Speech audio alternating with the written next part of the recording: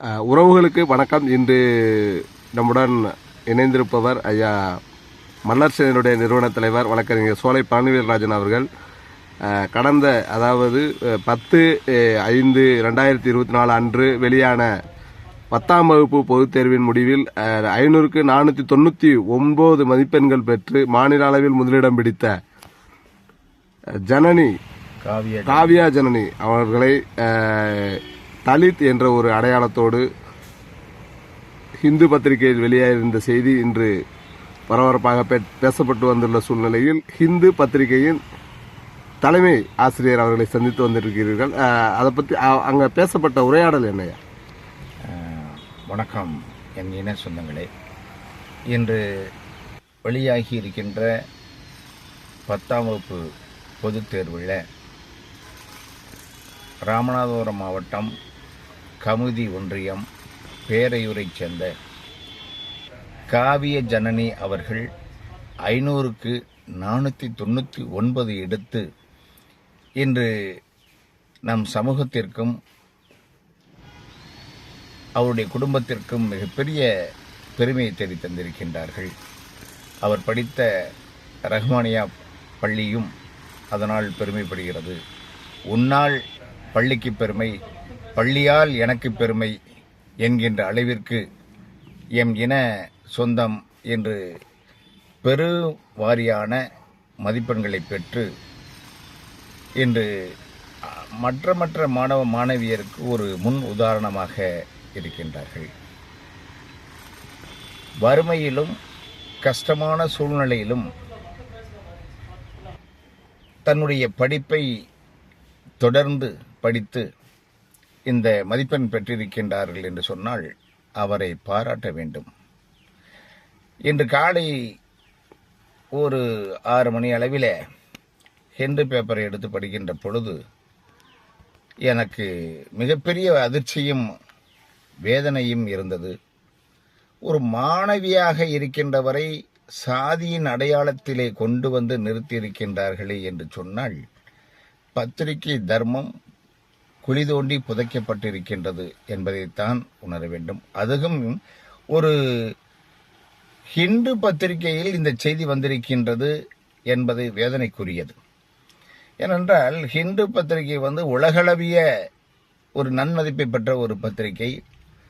பத்திரிகைக்கெல்லாம் சில கருத்துக்களையும் பத்திரிகையினுடைய வாசகர் வட்டத்தை வைத்து அதற்கு ஒரு ஆசிரியரை நிறுவி அதனுடைய சரி தவறு, இந்த செய்தி உண்மையா இல்லையா என்றதெல்லாம் அலசி ஆராய்ந்து பார்க்கக்கூடிய பத்திரிகை ஹிந்து. எளிமையான பத்திரிகை அல்லது படிப்பவர்களுக்கு நல்ல ஒரு செய்திகளை தரக்கூடிய இந்த பத்திரிகை மாணவர் மத்தியிலும் போட்டித் தேர்வுகள் எழுதுபவர்கள் மத்தியிலும் பிரபலமான ஒன்று.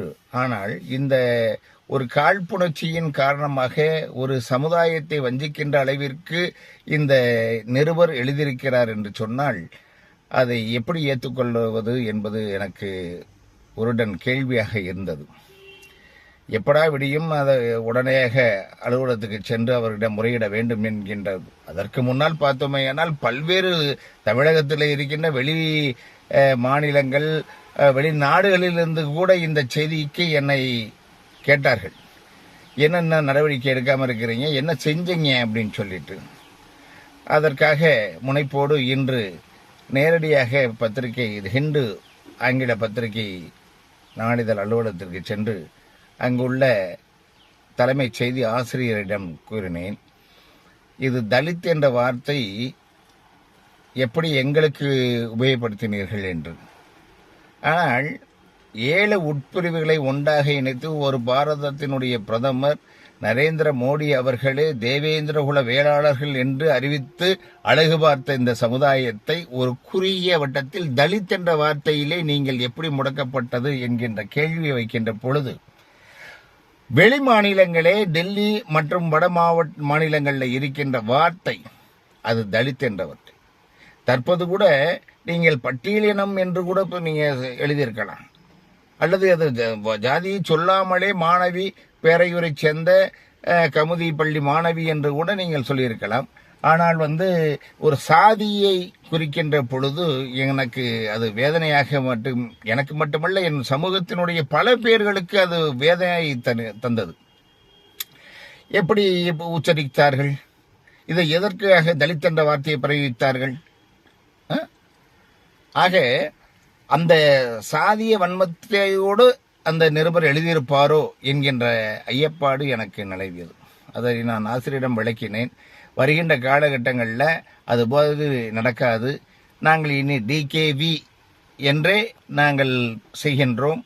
இனி அந்த மாணவி வருகின்ற பொழுது மதுரையில் மல்லர் சேனை சார்பாக காவிய ஜனனிக்கு பாராட்டு விழா நடத்துகின்ற பொழுது அந்த செய்திகளை பிரசுரிக்கிறோம். அது சிறப்பான முறையில் இனி வருகின்ற காலகட்டங்களில் நாங்கள் இந்த செய்தியை டிகேவி என்றே நாங்கள் பிரசுரிக்கிறோம் என்று உறுதியளித்தார்கள். அதுவரையிலும் நம்மளுக்கு மிக்க ஒரு சந்தோஷத்தை இதாச்சு. நன்றி. நன்றிங்க.